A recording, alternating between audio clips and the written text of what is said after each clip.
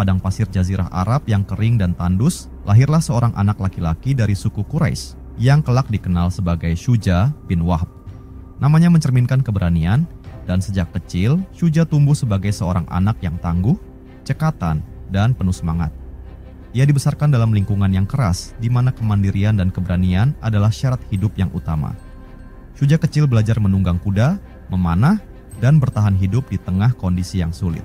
Ayahnya, Wahab, mengajarkan nilai-nilai kehormatan dan keberanian, sementara ibunya selalu mendorongnya untuk menghormati sesama, baik kawan maupun lawan. Kehidupan di Makkah yang dipenuhi persaingan antar suku mengasah kecerdasan dan ketangguhan mental Syuja. Ketika cahaya Islam mulai menerangi Makkah, Syuja termasuk di antara orang-orang yang tergerak hatinya oleh ajaran Nabi Muhammad. Dalam kesederhanaan dakwah Rasulullah, Syuja melihat kebenaran dan harapan untuk perubahan. Ia pun masuk Islam dan menjadi salah satu sahabat Nabi yang paling setia. Syuja bin Wahb tak hanya memeluk Islam, tetapi juga menyerahkan hidupnya untuk perjuangan Islam. Ia ikut serta dalam berbagai misi penting bersama Nabi Muhammad. Kecerdasan dan keberaniannya membuatnya dipercaya oleh Rasulullah untuk menjalankan tugas-tugas yang sulit. Salah satu momen paling bersejarah dalam hidupnya terjadi ketika Nabi Muhammad mulai mengirimkan surat kepada para pemimpin dunia. Rasulullah ingin menyampaikan pesan Islam kepada para penguasa besar, termasuk Raja Ghassan, Harits bin Abi Syamir, yang memimpin wilayah Syam. Rasulullah memilih Syuja bin Wahab sebagai utusan untuk menyampaikan surat kepada Raja Ghassan. Misi ini sangat berbahaya karena Harits dikenal memiliki hubungan erat dengan Kekaisaran Bizantium yang memandang Islam sebagai ancaman. Meski demikian, Syuja menerima tugas tersebut tanpa ragu. Dengan penuh keyakinan, Syuja membawa surat Rasulullah yang berisi ajakan untuk memeluk Islam. Ia menempuh perjalanan panjang melewati padang pasir dan pegunungan menuju istana Raja Ghassan. Ketika sampai di hadapan Harits, Syuja dengan tenang menyampaikan pesan Nabi Muhammad. Ia membaca surat itu dengan lantang, menunjukkan keberanian dan keimanannya. Namun, reaksi Harits bin Abi Syamir sangat keras. Ia marah mendengar ajakan untuk memeluk Islam, menganggapnya sebagai penghinaan terhadap otoritasnya. Raja Ghassan bahkan berniat mencelakai Syuja. Meskipun begitu, dengan perlindungan Allah Subhanahu wa Ta'ala, Syuja berhasil keluar dari situasi itu dan kembali ke Madinah dengan selamat.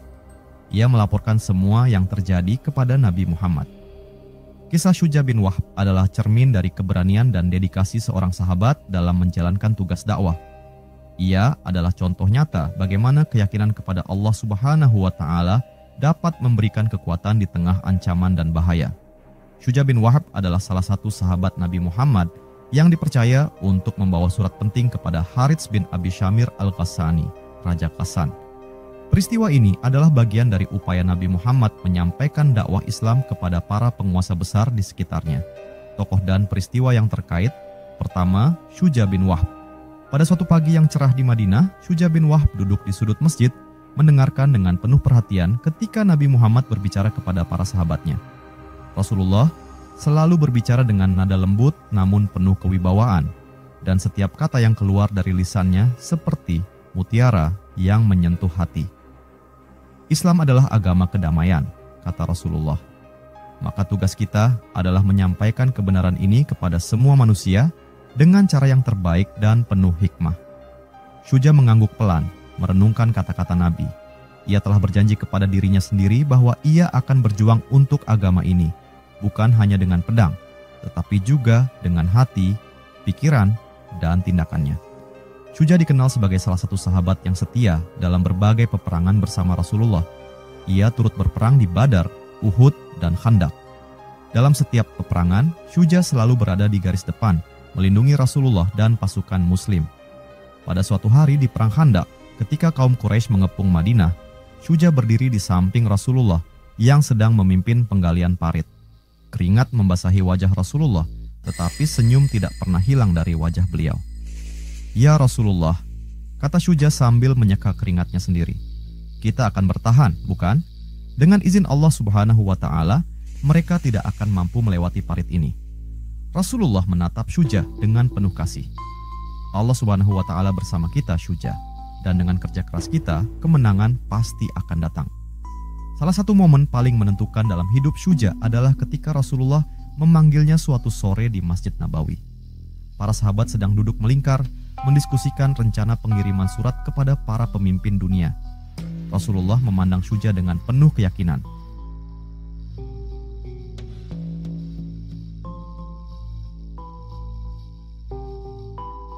"Syuja," kata Nabi dengan lembut, "aku ingin engkau pergi ke Syam. Sampaikan surat ini kepada Harits bin Abi Syamir, Raja Ghassan. Katakan kepadanya bahwa Islam adalah rahmat bagi seluruh alam." Syuja tertegun sejenak, menyadari betapa beratnya tugas ini. Namun, ia tidak menunjukkan keraguan sedikit pun. "Dengan senang hati, ya Rasulullah," jawabnya mantap. "Aku akan menjalankan tugas ini demi Allah Subhanahu wa Ta'ala dan Rasul-Nya." Dalam perjalanan panjang menuju Syam, Syuja menghadapi banyak rintangan, mulai dari badai pasir hingga ancaman dari para perampok. Namun ia terus melangkah dengan keyakinan bahwa Allah Subhanahu wa Ta'ala selalu bersamanya. Di setiap malam, ia berdoa, "Ya Allah Subhanahu wa Ta'ala, lindungilah aku dan jadikan tugas ini sebagai ladang amal bagiku. Aku ingin mengabdi hanya kepadamu." Ketika akhirnya tiba di istana Raja Ghassan, Syuja diterima dengan penuh kecurigaan. Namun, ia tetap tenang dan sopan. Saat Harits bin Abi Syamir duduk di singgasana, Syuja melangkah maju dengan membawa surat dari Rasulullah. "Salam sejahtera untukmu, Raja Harits," kata Syuja dengan tegas. "Aku membawa pesan dari Nabi Muhammad, Rasul Allah Subhanahu wa Ta'ala, yang mengajakmu untuk menerima Islam sebagai jalan keselamatan." Harits membaca surat itu dengan wajah memerah karena marah. "Beraninya Muhammad mengajakku meninggalkan agamaku," bentaknya. "Aku tidak akan pernah menerima ajaran ini." Syuja tetap tenang. "Raja Harits, Islam bukan ancaman. Islam adalah rahmat bagi seluruh alam. Rasulullah menginginkan perdamaian, bukan peperangan." Namun, kemarahan Harits tak terbendung. Ia memerintahkan agar Syuja dipenjara. Berkat perlindungan Allah Subhanahu wa Ta'ala, Syuja akhirnya berhasil melarikan diri dan kembali ke Madinah dengan selamat. Ketika Syuja tiba kembali di Madinah, ia segera menemui Rasulullah. Para sahabat menyambutnya dengan penuh kehangatan. Rasulullah tersenyum melihat sahabatnya itu kembali dalam keadaan selamat. "Bagaimana kabarmu, Syuja?" tanya Rasulullah. "Alhamdulillah ya Rasulullah, aku kembali dengan selamat. Namun, Raja Harits menolak suratmu," jawab Syuja dengan nada penuh penyesalan. Rasulullah menepuk bahu Syuja dengan lembut. "Engkau telah menjalankan tugasmu dengan baik, Syuja. Hidayah adalah milik Allah Subhanahu wa Ta'ala. Tugas kita hanya menyampaikan." Hidup Syuja bin Wahab adalah kisah keberanian, kesetiaan, dan keteguhan iman. Ia mengajarkan kita bahwa berdakwah tidak selalu berarti mendapatkan hasil yang instan, tetapi yang paling penting adalah menjalankan tugas dengan penuh keikhlasan. Kedua, Harits bin Abi Syamir Al-Ghassani. Di tanah Syam yang indah, berdiri megah istana Raja Ghassan, tempat Harits bin Abi Syamir memerintah dengan wibawa besar. Sebagai seorang raja yang dihormati, Harits dikenal sebagai pemimpin yang tegas dan memiliki hubungan kuat dengan Kekaisaran Bizantium. Ia dipandang sebagai penjaga tradisi Kristen Arab di wilayah tersebut.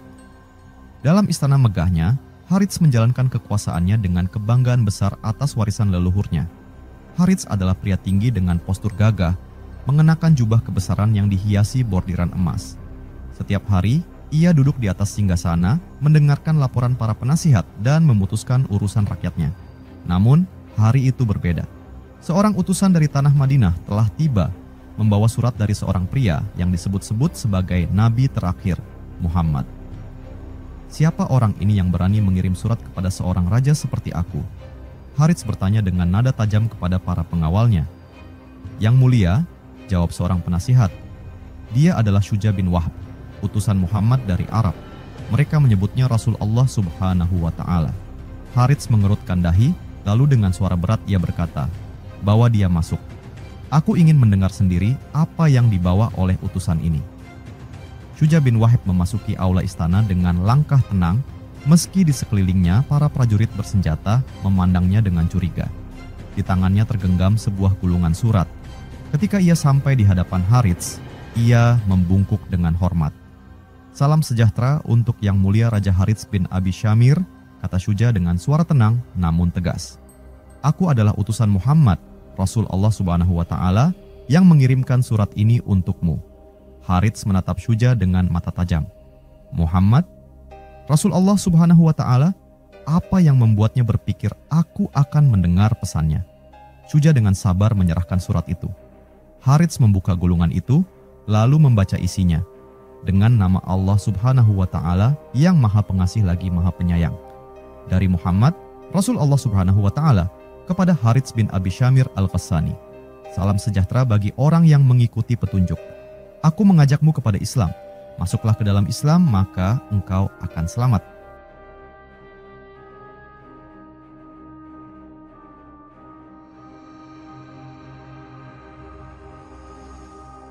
Harits mendengus marah, melemparkan surat itu ke lantai.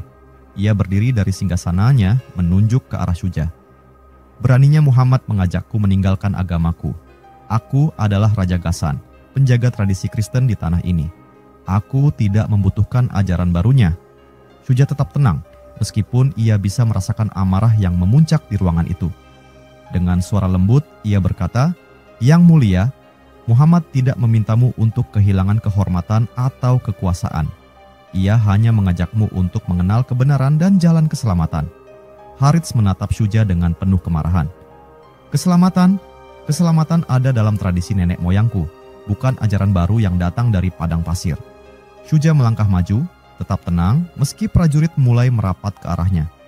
"Yang mulia, Muhammad adalah seorang nabi yang diutus oleh Allah Subhanahu wa Ta'ala, Tuhan yang sama yang engkau sembah. Ia datang untuk menyatukan manusia di bawah kebenaran. Jika engkau menerima ajarannya, engkau akan menjadi raja yang lebih besar, dihormati oleh umat manusia dan dicintai oleh Allah Subhanahu wa Ta'ala."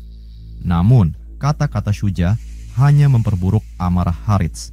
Ia mengangkat tangannya, memberikan isyarat kepada para penjaga. "Tangkap dia. Aku tidak akan membiarkan orang ini menodai istanaku dengan pesan-pesan Muhammad." Malam itu, Syuja bin Wahab dipenjara. Namun, berkat kehendak Allah Subhanahu wa Ta'ala, ia berhasil melarikan diri dan kembali ke Madinah untuk melaporkan semuanya kepada Rasulullah. Sementara itu, Harits bin Abi Syamir tetap dalam kebesarannya yang fana, tidak menyadari bahwa ia telah menolak kesempatan emas untuk menjadi bagian dari sejarah yang lebih besar. Kisah Harits bin Abi Syamir adalah gambaran tentang bagaimana kesombongan dan ketidakmauan mendengar kebenaran dapat menjadi penghalang besar dalam menerima hidayah. Meskipun ia adalah raja besar, namanya tidak dikenang dengan hormat seperti sahabat Rasulullah yang rendah hati, yang memilih kebenaran meski menghadapi risiko besar. Ketiga, Nabi Muhammad. Suatu pagi yang tenang di Madinah, di Masjid Nabawi yang menjadi pusat aktivitas umat Islam, Nabi Muhammad memanggil para sahabat dekatnya. Wajah beliau bersinar dengan keteguhan hati, menandakan ada keputusan besar yang akan diambil. "Wahai sahabatku," kata Rasulullah dengan suara lembut tetapi penuh wibawa, "Allah Subhanahu wa Ta'ala telah memerintahkan kita untuk menyampaikan Islam tidak hanya kepada penduduk Madinah dan Jazirah Arab, tetapi juga kepada para penguasa dunia. Tugas kita adalah menyampaikan pesan ini dengan damai." Para sahabat saling berpandangan. Mereka tahu ini adalah tugas yang penuh tantangan, tetapi mereka juga memahami bahwa apapun yang diperintahkan Rasulullah adalah kebenaran. Umar bin Khattab dengan tubuh tegapnya maju mendekat. "Ya Rasulullah," kata Umar, "bagaimana kita menyampaikan surat-surat ini kepada para raja? Mereka memiliki kekuatan besar, bahkan mungkin menganggap kita sebagai ancaman." Rasulullah tersenyum menenangkan kegelisahan Umar. "Hidayah adalah milik Allah Subhanahu wa Ta'ala, wahai Umar. Tugas kita hanyalah menyampaikan, dan aku percaya di antara mereka ada yang akan menerima kebenaran." Nabi Muhammad memerintahkan untuk menyiapkan surat-surat yang ditujukan kepada para raja besar di dunia. Surat itu mengandung ajakan untuk memeluk Islam dengan damai. Rasulullah menyuruh para sahabat untuk membubuhi surat-surat itu dengan cap stempel beliau, sebuah kebiasaan diplomatik yang diakui oleh para pemimpin dunia. Beberapa hari kemudian, surat-surat itu pun siap. Rasulullah membacakan isi salah satu surat di hadapan para sahabat. "Dengan nama Allah Subhanahu wa Ta'ala yang Maha Pengasih lagi Maha Penyayang. Dari Muhammad, Rasul Allah Subhanahu wa Ta'ala, kepada Raja Heraklius, Raja Romawi. Salam sejahtera bagi orang yang mengikuti petunjuk. Aku mengajakmu kepada Islam. Jika engkau memeluk Islam, engkau akan selamat, dan Allah Subhanahu wa Ta'ala akan memberimu pahala 2 kali lipat. Tetapi jika engkau menolak, engkau akan memikul dosa rakyatmu." Para sahabat mendengarkan dengan takzim. Abu Bakar Asy-Siddiq menatap Rasulullah dengan penuh keyakinan. "Ya Rasulullah, siapa yang akan membawa surat-surat ini ke berbagai penjuru dunia?" Rasulullah memilih sahabat-sahabatnya yang paling terpercaya untuk membawa surat-surat itu. Di antara mereka adalah 1. Dihyah Al-Kalbi ke Raja Heraklius, Kaisar Bizantium. 2. Abdullah bin Hudhafah As-Sahmi ke Raja Kisra, Kekaisaran Persia. 3. Amr bin Al-Ash ke Raja Muqawqis, penguasa Mesir. Keempat, Syuja bin Wahb ke Raja Harits bin Abi Syamir, penguasa Ghassan. Panchvi Hatib bin Abi Balta'ah ke Raja Al-Muqawqis di Iskandaria. Rasulullah berbicara kepada masing-masing sahabat yang akan menjalankan tugas itu. "Dihyah," kata Rasulullah, menatapnya dengan penuh kepercayaan, "engkau akan pergi ke Kaisar Bizantium. Ingatlah, tugasmu adalah menyampaikan, bukan memaksa. Sampaikan pesan ini dengan bijaksana."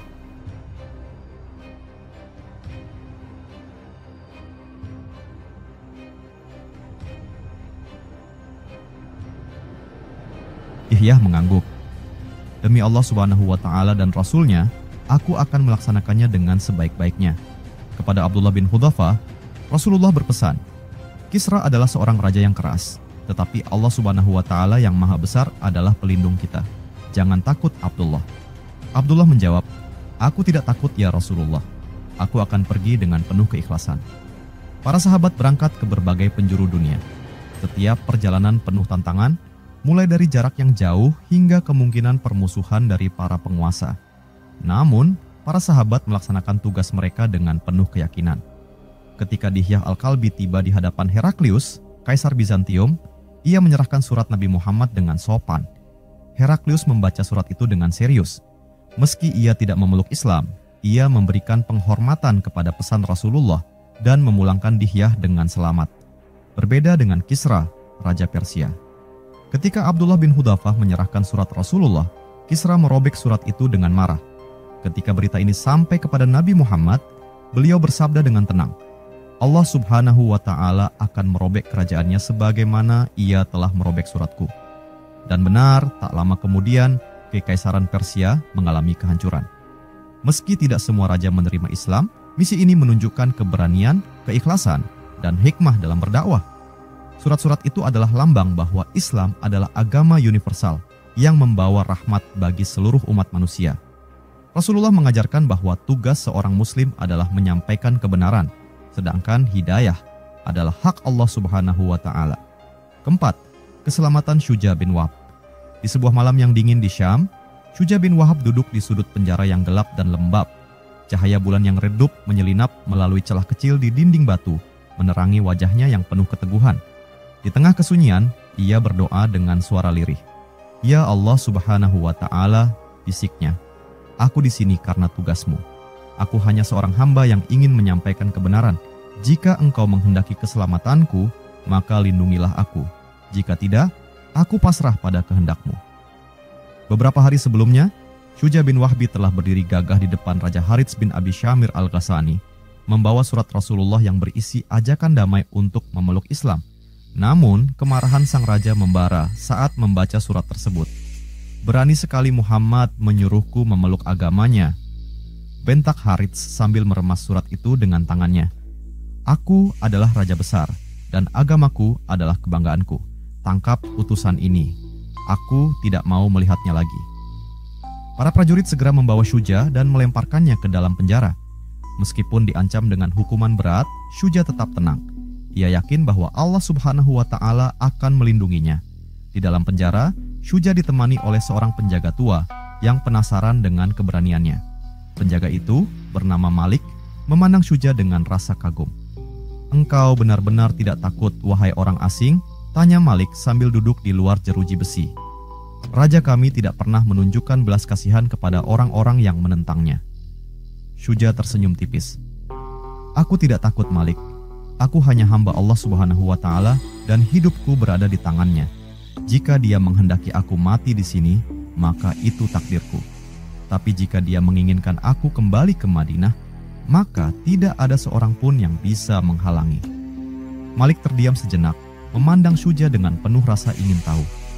Apa yang ada dalam surat itu sehingga raja begitu marah? Syuja menjawab dengan tenang. Surat itu berisi ajakan untuk mengenal kebenaran. Nabi Muhammad, Rasul Allah Subhanahu wa Ta'ala, hanya ingin mengajak Raja Harits untuk mengenal Islam, agama yang membawa kedamaian dan keselamatan. Tidak ada paksaan dalam ajaran ini. Malik mengangguk pelan, merenungkan kata-kata Syuja. Malam itu, Malik mendengar kabar bahwa Raja Harits berencana mengeksekusi Syuja keesokan harinya. Sebagai penjaga, Malik merasa simpati kepada Syuja, tetapi ia tahu bahwa menolongnya berarti melawan raja. Namun, Allah Subhanahu wa Ta'ala selalu memiliki rencana terbaik. Di pagi buta, tiba-tiba seorang utusan dari Kekaisaran Bizantium datang ke istana. Utusan itu membawa pesan penting yang membutuhkan perhatian penuh dari Raja Harits. Dalam kebingungan dan tekanan waktu, raja memerintahkan agar semua urusan lainnya, termasuk eksekusi Syuja, ditunda. Kesempatan ini dimanfaatkan oleh Malik. Dengan hati yang bergetar, ia mendekati sel Syuja dan membukakan pintu. "Pergilah," bisik Malik. "Aku tidak tahu kenapa aku melakukan ini, tetapi hatiku berkata bahwa aku harus menyelamatkanmu." Syuja memandang Malik dengan mata penuh rasa syukur. "Semoga Allah Subhanahu wa Ta'ala membalas kebaikanmu, Malik.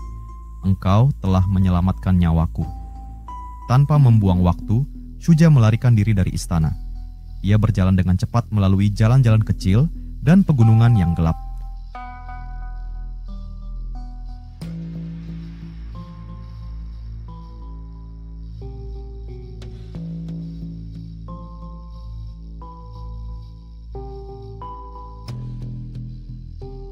Hatinya dipenuhi rasa syukur kepada Allah Subhanahu wa Ta'ala yang telah memberinya keselamatan di saat-saat terakhir.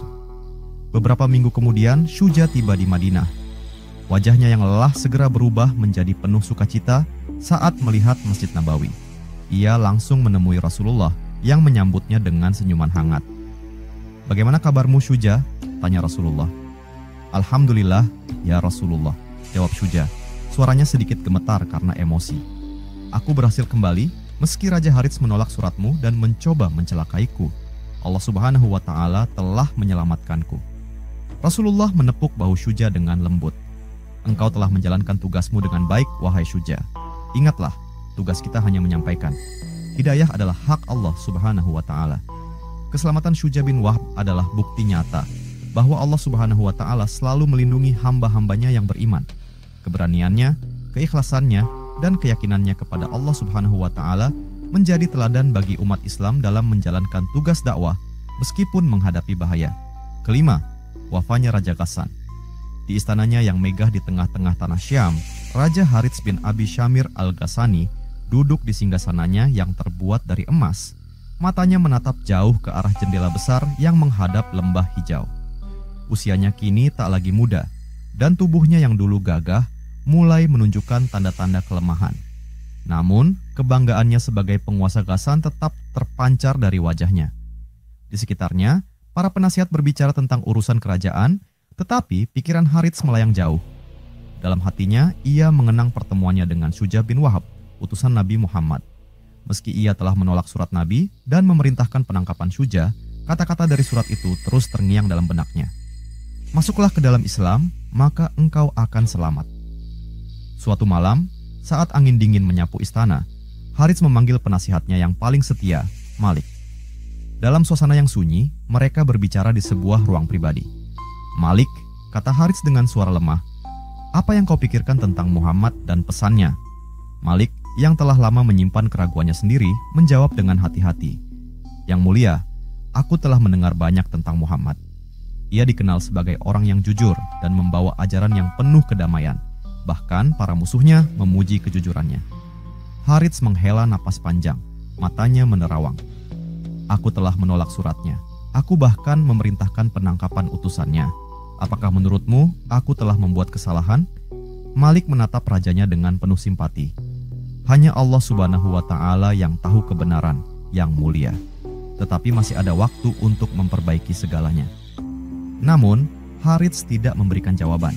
Ia hanya duduk diam, memandangi cahaya lilin yang berkedip-kedip, seolah mencoba melawan kegelapan dalam hatinya. Beberapa bulan kemudian, kesehatan Harits semakin memburuk. Penyakit yang menyerang tubuhnya membuatnya lemah dan sering terbaring di tempat tidur. Di tengah kesakitan itu, ia sering berbicara kepada dirinya sendiri. mengungkapkan penyesalan atas banyak hal dalam hidupnya.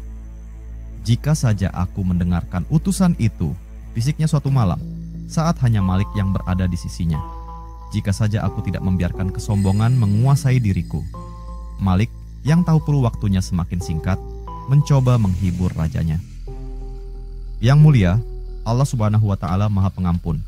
Jika hatimu terbuka, mintalah ampun kepadanya. Allah Subhanahu wa Ta'ala selalu menerima taubat hambanya. Harits menatap Malik dengan mata yang dipenuhi air mata. Tapi aku telah menyia-nyiakan kesempatan itu. Aku menolak pesan yang mungkin datang dari Tuhan. Aku merasa kematianku adalah hukuman atas kesalahanku. Pada suatu pagi yang sunyi, Harits bin Abi Syamir menghembuskan napas terakhirnya. Wafatnya raja besar itu meninggalkan kesedihan di hati rakyatnya, tetapi juga meninggalkan pelajaran bagi siapa saja yang mendengar kisahnya. Ia wafat dalam keadaan menyesal, tetapi tanpa sempat menerima Islam yang dulu dihadapkan kepadanya. Kisah Harits bin Abi Syamir adalah peringatan bahwa kesombongan dapat menjadi penghalang terbesar dalam menerima kebenaran. Kesempatan untuk berubah selalu ada, tetapi tidak selamanya menunggu. Penyesalan Harits menunjukkan bahwa hidayah adalah anugerah yang harus diterima dengan hati yang terbuka. Keenam, wafatnya Syuja bin Wahbe. Di suatu senja yang damai di Madinah, Syuja bin Wahab duduk di bawah bayang-bayang pohon kurma, memandangi matahari yang perlahan tenggelam di ufuk barat. Wajahnya yang mulai menua memancarkan ketenangan, tetapi matanya tetap tajam, seperti mengenang masa-masa di mana ia menjadi utusan Rasulullah yang penuh keberanian. Hari-harinya kini lebih banyak dihabiskan untuk beribadah dan mengajarkan ilmu kepada generasi muda. Namun tubuhnya mulai menunjukkan kelemahan. Penyakit yang telah lama ia tahan, kini mulai mengambil alih kekuatannya.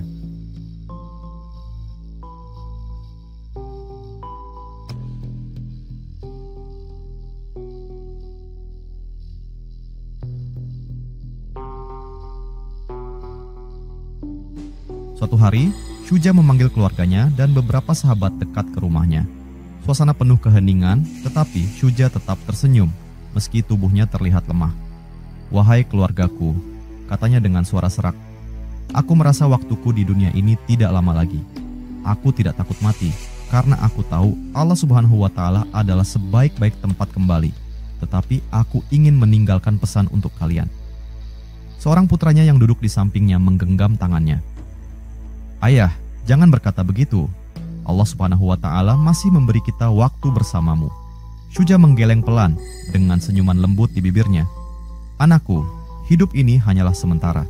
Aku hanya ingin kalian terus menjaga keimanan dan meneruskan dakwah Rasulullah.